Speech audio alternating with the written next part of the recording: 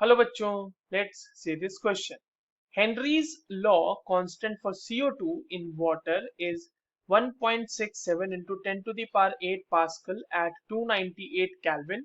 Calculate the quantity of CO2 in 500 ml of soda water when packed under 2.5 atm CO2 pressure at 298 Kelvin.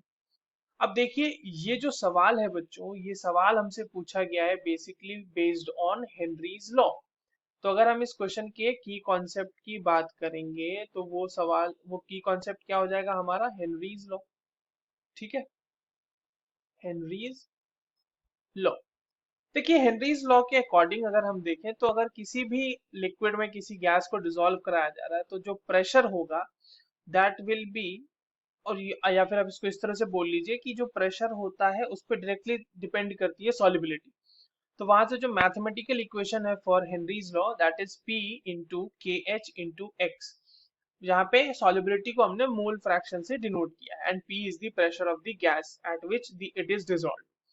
अब इस question के according अगर हम देखें तो x इज इक्वल्स टू क्या हो जाएगा हमारा, P अपॉन के एच। हमारे पास P की वैल्यू गिवन है और के एच की वैल्यू गिवन है और हमसे ये पूछा जा रहा है कि क्वांटिटी ऑफ CO2 कितना है, यानी कि मास ऑफ CO2 हमें बेसिकली बताना है। तो चलिए यहाँ पे x की वैल्यू पहले तो फाइंड आउट कर लेते हैं। P की वैल्यू डायरेक्टली यहाँ पे पुट कर दीजिए। तो P की वैल्यू अगर हम पुट करते हैं इस क्वेश्चन में डायरेक्टली यहाँ से लेके जो हमारा क्वेश्चन गिवन है वो दिया हुआ है, देखो वहां पे प्रेशर जो है वो एटीएम में दिया हुआ है तो उसको हम लोग पहले पास्कल में चेंज कर लेंगे। तो 2.5 into 1.013 into 10 to the power 5 pascal में बदल जाएगा। क्यों पास्कल में चेंज करा, क्योंकि हमारे पास के एच की वैल्यू पास्कल में गिवन है।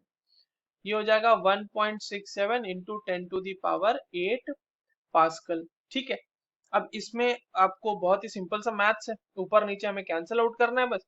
और जब हम इसको सॉल्व करेंगे तो ये वैल्यू आ जाती है बच्चों 1.516 इंटू 10 टू दी पावर -3। ये हो गई मोल फ्रैक्शन की वैल्यू। और ये मोल फ्रैक्शन की वैल्यू किसकी आई है, ये मोल फ्रैक्शन की वैल्यू आई होगी CO2 की।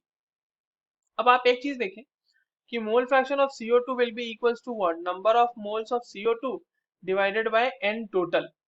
अब देखो n टोटल को हम लोग बराबर ले लेंगे, समझिएगा यहाँ पे एज्यूम कर लेते हैं कि जो number of moles of CO2 है that is less compared to number of moles of water, जो कि हमारा यहाँ पर सोडा वाटर में तो वही है ना, वाटर में हम घुला रहे हैं। तो अगर ये बहुत कम है तो ऐसे केस में क्या होगा कि n टोटल जो होगा ना उसको हम ले लेंगे बराबर, ऑलमोस्ट बराबर number of moles of H2O के। ठीक है, for the sake of calculation we do such kind of assumptions। तो हमारे पास मोल फ्रैक्शन ऑफ CO2 दिया हुआ है, तो मोल फ्रैक्शन ऑफ CO2 यहाँ से क्या हो जाएगा, number of moles of CO2 divided by number of moles of H2O। Now ये value 1.516 into 10 to the power -3 given है, that is equals to number of moles of CO2 कितना हो जाएगा बच्चों, नंबर उसको ऐसे ही रहने देते हैं। ठीक है, number of moles of CO2 और number of moles of H2O कितना हो जाएगा, 500 ml है। तो देखिए 500 ml अगर हम डेंसिटी वाटर की बात करें तो डेंसिटी उसका 1 होता है, तो उसका जो वॉल्यूम होगा वही उसका एक्चुअल में जो मास होगा वही हम कंसीडर कर लेते हैं। तो क्योंकि density of water is equals to 1 gram per ml, तो अगर हमारे पास 500 ml है तो उसको हम लोग कंसिडर कर सकते हैं 500 ग्राम में और डिवाइडेड बाय ये 18 हो जाएगा। ठीक है, 18 is the basically molar mass of water, so this will be coming into moles। ठीक है, अब यहाँ पर से number of moles of CO2 हमारे आसानी से आ जाएंगे। कैसे आ जाएंगे देखिएगा, 1.516 into 10 to the power -3 into 500 divided by 18 and this value will be coming around 0.0421 number of moles of CO2 हमारे आ गए। अब number of moles of CO2 आ गया है तो मास तो निकालना बहुत ही आसान सी बात हो गई यहाँ पे। तो अब मास ऑफ कितना हो जाएगा, मास ऑफ CO2। देखिए मास ऑफ CO2 निकालना बहुत ही आसान है, number of moles of CO2 को हम लोग मल्टीप्लाई कर देंगे उसके मोलर मास से।